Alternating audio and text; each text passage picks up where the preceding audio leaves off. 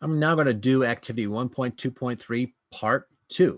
So as always, I'm in my OnShape. Let's get into our unit 1 folder. We'll go up, hit the blue create, and let's select document.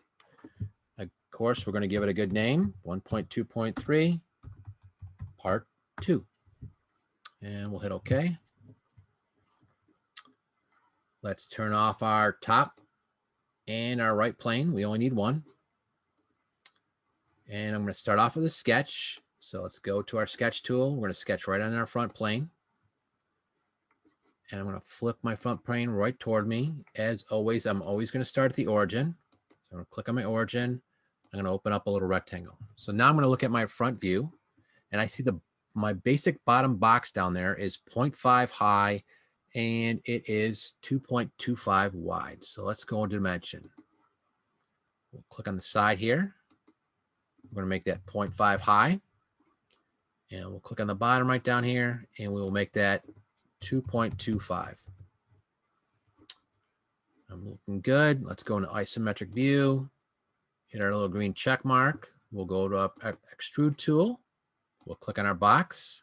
And of course, we're always going to bring it backwards for our first one.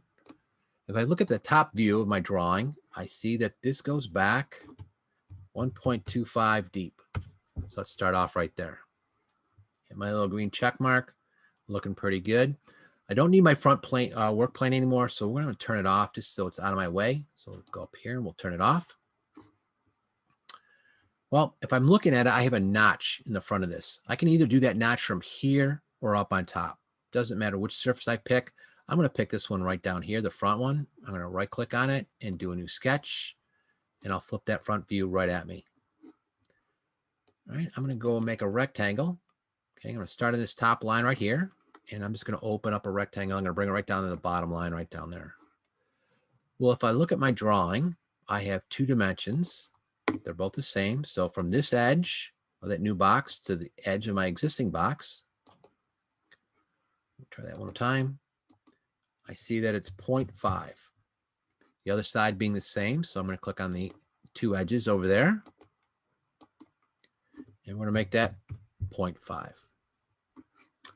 I'm looking pretty good. So let's go to our isometric sketch. I'm going to hit my green check mark. I'm going to go to extrude. I know it's tough to see, but I'm going to grab that box in there. And again, we're going backwards. And if I look at the top view of my drawing, it shows that this goes back 0.25. So let's cut it out 0.25, and we'll make sure that we hit remove. All right, there's my notch, looking good. Now, the last one, again, I can do it from the top, or I can actually do it from the back. So we're going to actually do this one from the back. So I'm going to right click, hold my mouse button down, spin it around. Now I can see my back on my view cube. So select the back so I can see it nice and neat. And here's my top. I'm going to zoom out a little bit so we can see we have some room to play with. And we'll move it down. I'm going to right click on the back, and we're going to do a new sketch. Well, as always, I'm going to start off with my rectangle. Start right on that line. I'm going to bring my rectangle up and over. And I can see from the drawing, I have a couple dimensions to place that rectangle. So from this edge, the outside edge of my existing box, it shows 0.25. So punch that in. It's the same thing on the other side. So I'm going to click that right there. And that is also 0.25.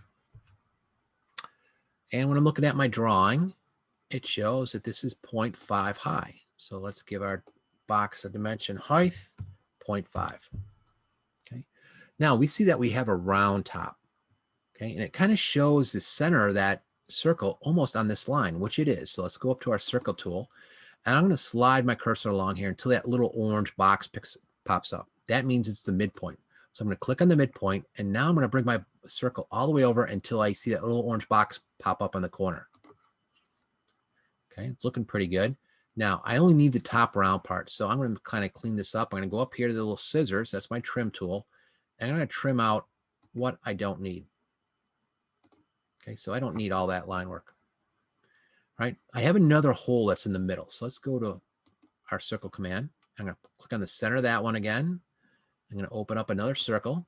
And this one does have a dimension on it. So let's dimension this one. And then we'll dimension our other large ones. So this one is 0.75. And then this one actually shows me the radius. So because I already cut out that circle, now this is representing the radius, right? And it shows my radius is 0.875. 0.875. So let's type that in. Oop, got an extra point in there. There we go. All right, so there's my little shape. So I'm going to use my little scissors again, and let's cut out some stuff that I don't need.